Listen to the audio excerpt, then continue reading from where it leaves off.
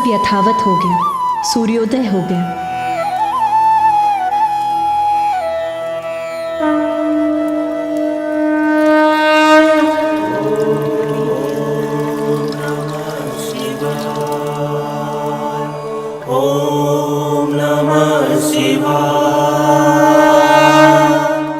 मुझे महादेव को ये सूचना देनी ही होगी कि एक ढोंगी जलंधर नामक असुर स्वयं को भगवान मानकर हम देवताओं को उसकी प्रभुता स्वीकार करने के लिए बलपूर्वक विवश कर रहा है।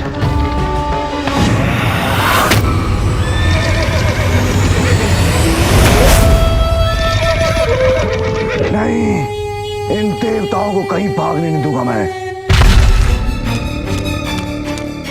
श्रेष्ठ, रुक जाइए। आप उन देवताओं का पीछा नहीं कर सकते क्योंकि ये देवता कैलाश की ओर भाग रहे हैं। स्मरण कीजिए कि आपको गुरु शुक्राचार्य ने क्या कहा था। आपको कैलाश के निकट और शिव के समक्ष नहीं जाना है क्योंकि एकमात्र शिव ही है जो आपका वध कर सकते हैं। इसलिए आपको सदैव कैलाश से दूर रहना है बलश्रेष्ठ। आपको कैलाश के निकट और शिव के समक्ष नहीं जाना है क्योंकि एकमात्र शिव ही है जो आपका वध कर सकते हैं।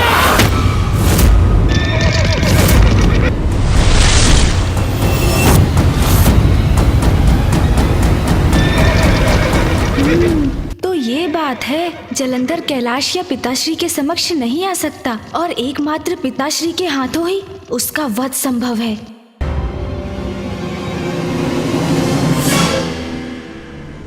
भाग गए वीरू देवताओं, किंतु कभी ना कभी तो फिर आओगे मेरे समक्ष।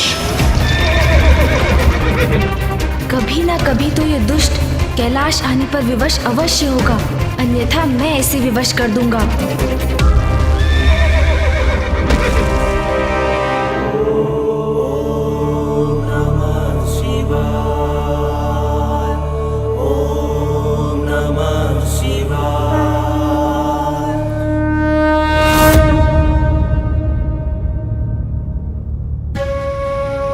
महादेव तो ध्यान मग्न है और उनका ध्यान भंग करना उचित नहीं होगा। प्रथम पूज्य गणेश जी, अब आप ही बताइए हम क्या करें।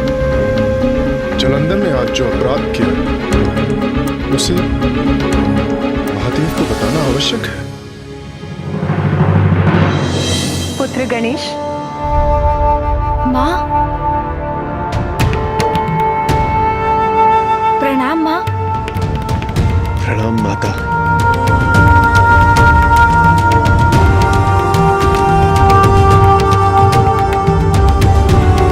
इंद्रदेव, सूर्यदेव, आप सभी यहाँ इतनी भोर में? कुछ हुआ है क्या?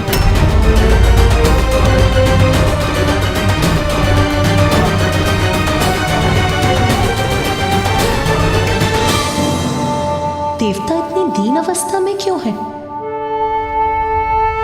क्या कारण है आपकी इस अवस्था का? जलंधर। जलंधर?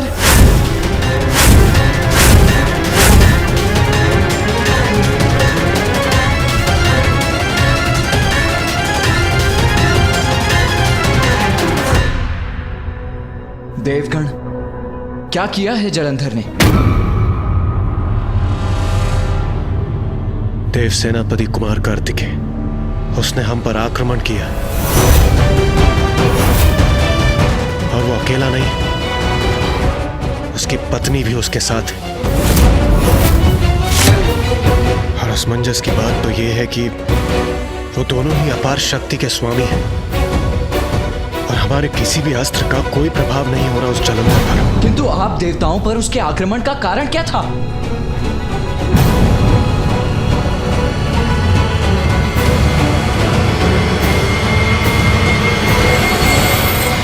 मैं जब नियमित रूप से अपनी दिनचर्या का आरंभ कर रहा था तब उस जलंधर ने मेरा मार्ग रोक दिया। मैंने आगे बढ़ने का प्रयत्न किया तो उसने मुझ पर आक्रमण किया और जब इंद्रदेव और अन्य देवता मेरी सहायता के लिए आए तो उसने हम सभी पर आक्रमण कर दिया और हम सब की दुर्दशा कर दी। किंतु उसने आपका मार्ग क्यों रोका सूर्यदेव? माता दुष्ट है वो। कदाचित अपनी दुष्टता के कारण अहंकार वश ऐसा किया उसने। सूर्यदेव का मार्ग रोका, सृष्टि के नियमों को भंग करने का प्रयास किया। ये तो जैसे स्वयं जगत पिता महादेव को चुनौती देने के समान है। क्या आप हमसे कुछ छिपा रहे हैं सूर्यदेव? जो कुछ भी है स्पष्ट कहिए सूर्यदेव। माता वो स्वयं को नवीन भगवान कहता है और चाहता है कि सर्वप्रथम मैं उसका अभिवादन करूं। देखा माँ, अब वो सभी से अपनी पूजा करवाना चाहता है। उसके इस अपराध का दंड उसे अवश्य मिलकर ही रहेगा। इस जलंधर का दुस्साहस बढ़ता ही जा रहा है। यदि इसे समय रहते नहीं रोका गया तो यह शुभ नहीं होगा। माँ, मैं जाकर जलंधर को समझाता हूँ। उससे ज्ञात करूँगा कि वो स्वयं को भगवान क्यों कहते हैं।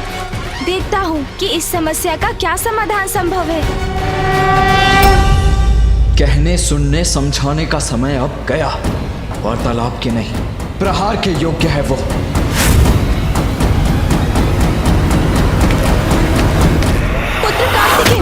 कुमार कार्तिकेय, ये कुमार कार्तिकेय कहाँ जा रहे हैं?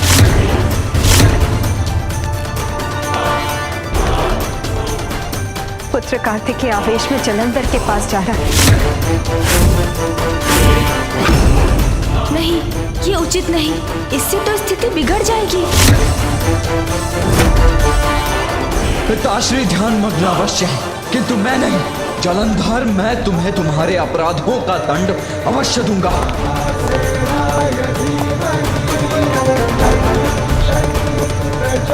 माता वो स्वयं को नवीन भगवान कहता है और चाहता है कि सर्वप्रथम मैं उसका अभिवादन करूं।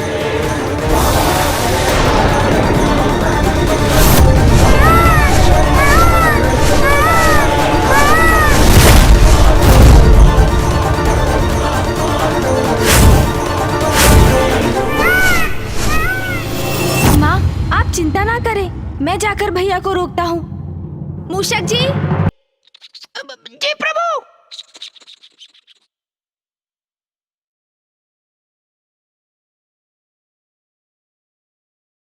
शीघ्र चलिए मूषक जी। जी प्रभु।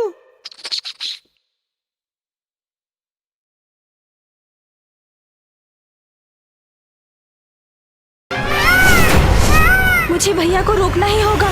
क्रोधावेश में भैया जलंधर के साथ युद्ध आरंभ कर देंगे, जो निरंतर चलता रहेगा। हाँ प्रभु। भैया स्वयं परम ब्रह्म देव सेनापति हैं, किंतु जलंधर का वध एकमात्र पिताश्री ही कर सकते हैं। ये भैया को ज्ञात नहीं, इसलिए ये युद्ध बहुत विनाश करेगा। मूषक जी, भैया को रोकना अति आवश्यक है। प्रभु, हम कुमार कार्तिकेय की गति का सामना कैसे कर सकते हैं? चिंता मत कीजिए मूषक जी, हमारे पास एक उपाय है। उपाय है? आप समझ गए ना मूषक जी, मैं क्या करना चाहता हूँ? समझ गया प्रभु, मैं आपका उपाय समझ गया।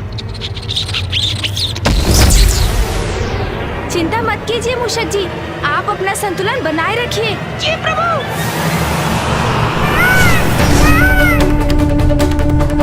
नष्ट भ्रष्ट कर दूंगा मैं जलंधर और उसके इस प्रपंच को। मूषक जी, शीघ्रता से नीचे चलिए। जी प्रभु।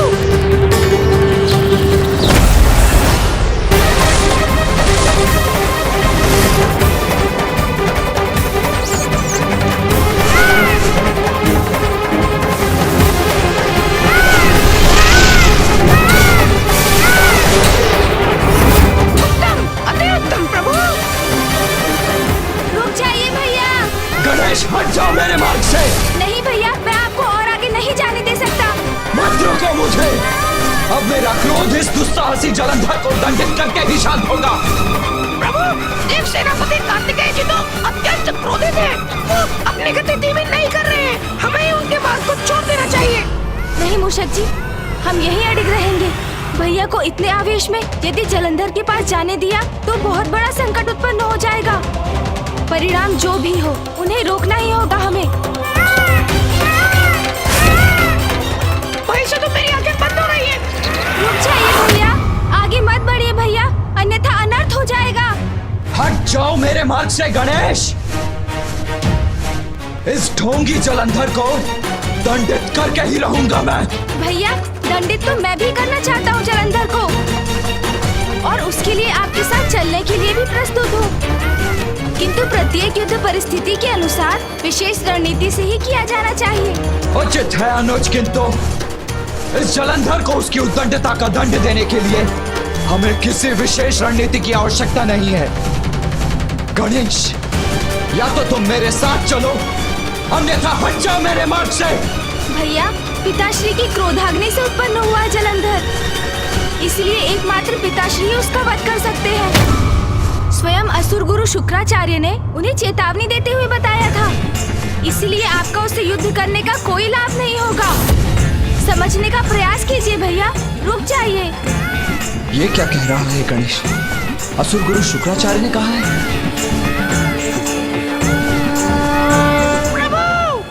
देव सेनापति कुमार कार्तिकेय अपनी गति धीमी नहीं कर रहे हैं। कुछ कीजिए प्रभु, तो रोके उन्हें। प्रभु रक्षा कीजिए, प्रभु रक्षा कीजिए।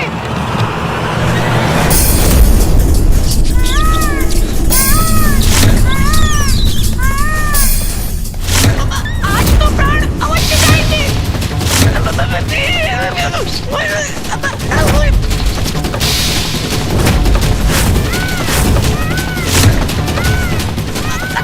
अब अधिक समय शेष नहीं, मेरा अंत समय है ये। जो भी दोष हो मेरे, उनके लिए क्षमा कीजिएगा मुझे प्रभु। प्रभु मेरे प्राण गए। रुकिए मयूर जी। प्रभु मेरे प्राण गए क्या? अब आप सुरक्षित हैं मूषक जी? हैं? कुछ नहीं हुआ मुझे, मैं जीवित हूँ। कुमार कार्तिकेय रुक गए, मेरी रक्षा हो गई। धन्यवाद प्रभु, जीवित हूँ मैं, जीवित हूँ। गणेश, क्या तुम्हें पूर्ण विश्वास है कि एकमात्र पिताश्री ही जलंधर का अंत कर सकते हैं? हाँ भैया, यही सत्य है। मैंने स्वयं जलंधर की पत्नी के मुख से सुना है। स्मरण कीजिए कि आपको गुरु शुक्राचार्य ने क्या कहा था। आपको कैलाश के निकटों शिव के समक्ष नहीं जाना है, क्योंकि एकमात्र शिव ही है जो आपका वध कर सकते हैं। इसलिए आपको सदैव कैलाश से दूर रहना है बजरंग। किंतु गणेश, पिताश्री तो जलंधर को दंडित करने के लिए, उससे युद्ध करने के लिए तत्पर ही नहीं है। हाँ भैया, इसलिए हमें ही कुछ करना होगा जिससे जलंधर गुरु शुक्राचार्य को दिया हुआ अपना वचन भंग कर दे, कैलाश आकर पिताश्री को चुनौती दे और पिताश्री उन्हें उनके इस अपराध का दंड देने के लिए विवश हो जाए। किंतु हम ऐसा क्या कर सकते हैं गणेश, जिससे वो स्वयं प्रेरित हो जाए कैलाश आने के लिए? संकट की आहट सुनकर तो साधारण वन्य पशु भी दूर चले जाते हैं। सिंह को देखकर मृग स्वयं उसके मुख में प्रवेश नहीं करता, तो फिर जलंधर को उसकी मृत्यु का कारण ज्ञात होने पर भी वो पिताश्री के समक्ष भला आएगा ही क्यों? आएंगे भैया, वो अवश्य आएंगे। उनकी आसुरी प्रवृत्ति ही उन्हें विनाश तक खींच लाएगी। किंतु इसके लिए हमें बल से अधिक बुद्धि की युक्ति की आवश्यकता है, और वो युक्ति मैंने सोच ली है भैया। गणेश, बुद्धि का प्रयोग अवश्य करो तुम, किंतु मैं उस जलंधर को दंडित करने में तनिक भी प्रतीक्षा नहीं करना चाहता। अब उसकी कोई भी उद्दंडता नहीं सहूंगा मैं। भैया का क्रोध शांत नहीं हुआ है। मुझे शीघ्र अपनी युक्ति से जलंधर का उपाय करना होगा, अन्यथा कहीं भैया जलंधर से युद्ध न आरंभ कर दे। देवगण, मेरा यही सुझाव है कि आप सभी शीघ्र जलंधर के पास जाइए। आप सब समझ गए हैं ना कि क्या करना है? ये आप क्या कह रहे हैं गणेश जी? हाँ, हमारे नवीन भगवान है जलंधर जी।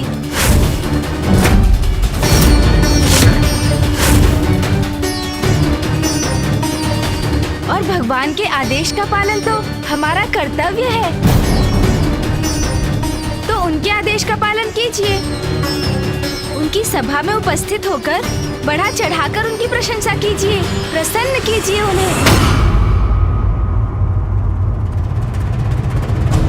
जलंधर के पास जाएं, उसकी प्रशंसा करें।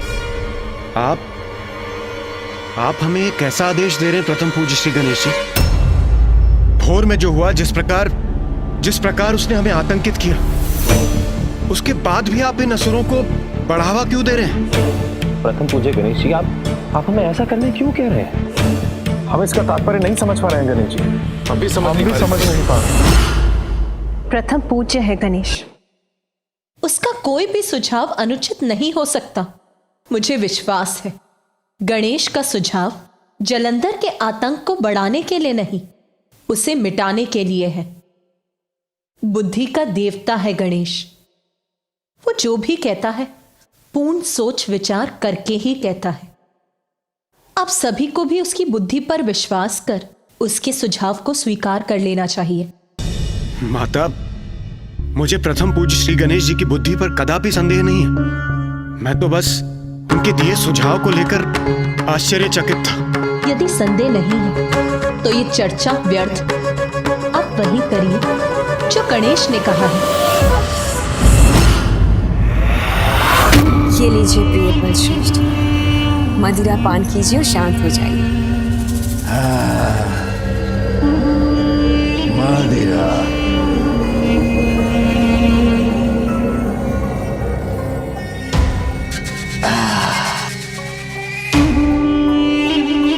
उत्तम।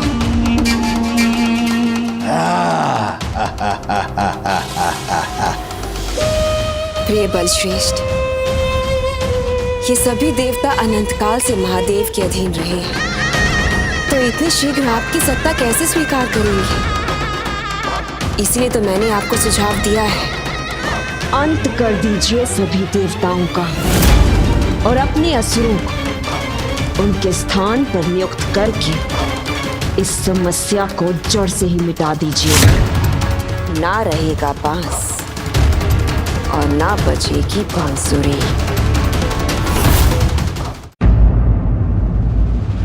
वही करने जा रहा था मैं, उन सभी का वध करने जा रहा था, किंतु ज्ञात नहीं एक विचित्र सा गजमुख बालक कहां से प्रस्तुत हो गया, उन सभी को बचा ले गया।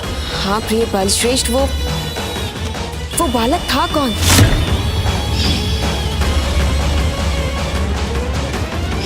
ये ज्ञात कर उसे उसकी इस उद्दंडता के लिए दंडित करना अति आवश्यक है। देवराज, विष का उपचार करने के लिए विष का ही प्रयोग करना होता है।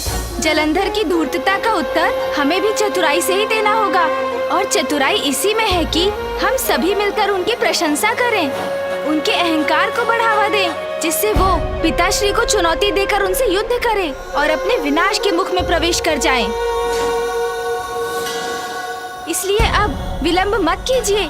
मैं और भैया भी शीघ्र इस स्वघोषित नवीन भगवान के दर्शन के लिए वहाँ पहुँचेंगे। उसे तो ऐसा दंड दूंगा जो समस्त संसार के लिए उदाहरण बनेगा। भगवान सर्वश्रेष्ठ जलंधर को चुनौती देने का दुस्साहस किया। आनंद आएगा, मुझे आनंद आएगा। उसे दंडित कर।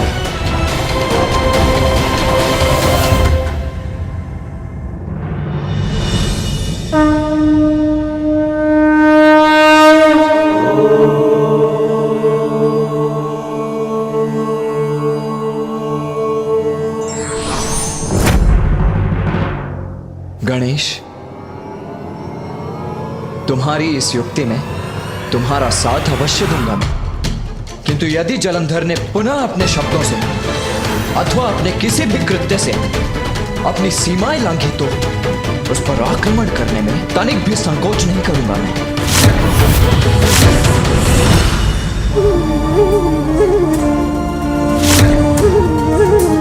अहंकारी जलंधर अवश्य ऐसा कुछ करेगा जिससे पुत्र कार्तिकेय का क्रोध और बढ़ेगा।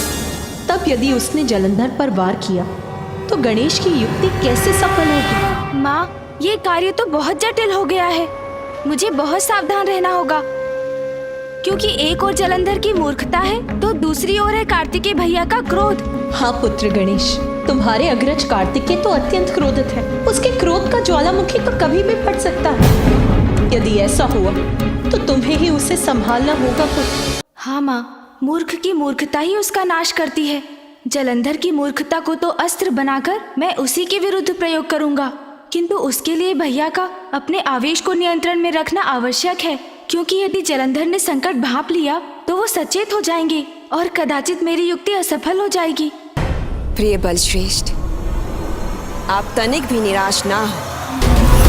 आपने उन सभी देवताओं को अपनी शक्ति का परिचय तो दे ही दिया है। मेरा विश्वास कीजिए, बहुत शीघ्र ये सभी देवता आपकी चाटुकारिता करते पाए जाएंगे। आपके सभी आदेशों का पालन चुटकी में करेंगे।